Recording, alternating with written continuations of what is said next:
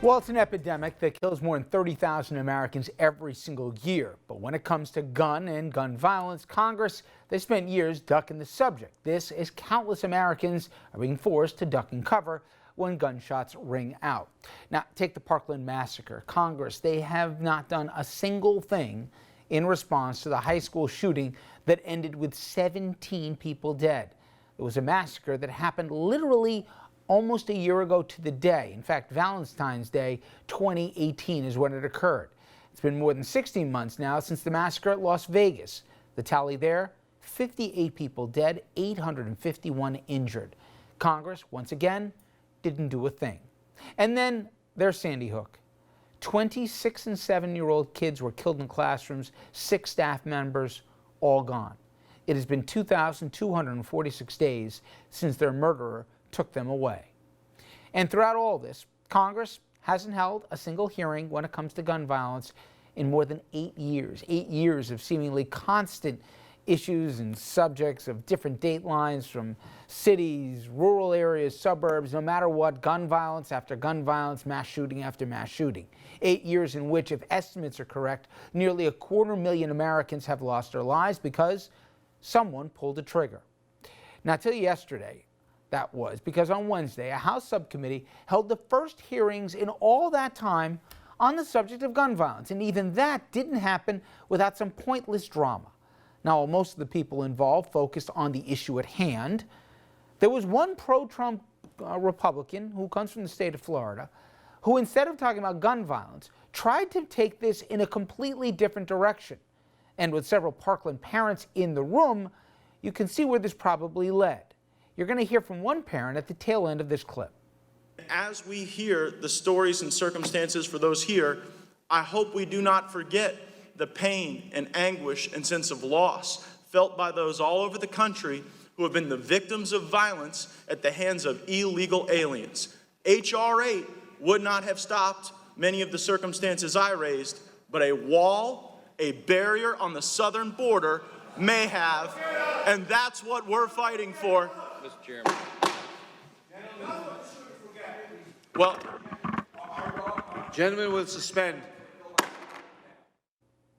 Now, the man you heard and saw literally standing up to Congressman Getz, he was Manuel Oliver. His son Joaquin was killed at Parkland. As for Congressman Getz, you might expect some sympathy from him, or at least some sense of understanding. Again, Florida congressman. Instead, this is what Mr. Oliver got instead. Is there a process in the committee whereby if the very same people are repeatedly interrupting the time of the members, that those people will be asked to depart the committee? Or is there... I will, excuse me, if the gentleman repeats that or any other comment, I will directly be removed. Now, he tried to have him removed from the hearing, but I don't want you to forget how this all started. The congressman tried to link gun violence, and I gave you all the numbers before that, to completely being a consequence of a border. Now, another congressman, Rhode Island Democrat David Cicilline, he tried to have that attempt kicked out of the room instead. Is there any committee rule that prevents a member of Congress from reciting false statements in a committee hearing that are unsupported by the evidence? Or are members of Congress entitled to just make things up in support of specious arguments? Now, the committee chairman, New York's own Jerry Nadler, didn't strike the comments from the record, but later he did focus on what the hearing was supposed to be about. On average, 34 people are murdered with a firearm, and more than 183 people are injured in an attack.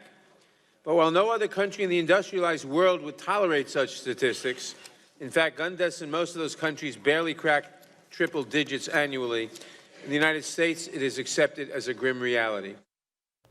Now listen, if you're a regular viewer to RFL, first of all, thank you, but you do know this is a topic that we've discussed time and time and time again, and sadly we've had to go in depth on it here because it keeps happening, and we'll continue to do so.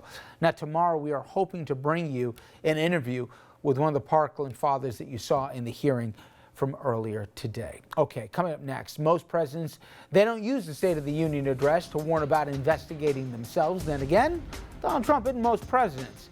Democrats in the House, they're not treating him like one. We're going to go inside the litany of investigations as things get real, as they say. We'll get into that straight ahead.